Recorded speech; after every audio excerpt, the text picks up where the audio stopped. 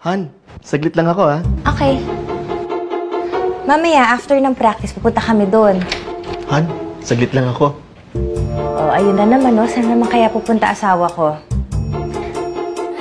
Sino yan? Parang cute yan Han, saglit lang ako. Saglit lang ako.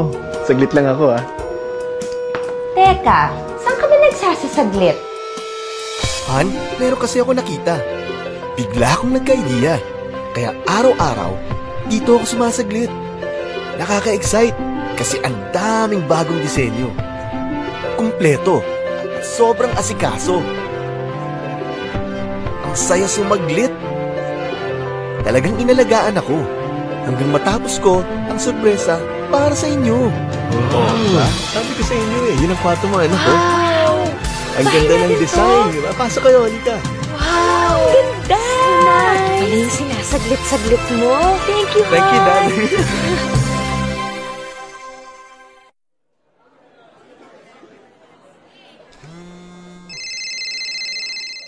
Han?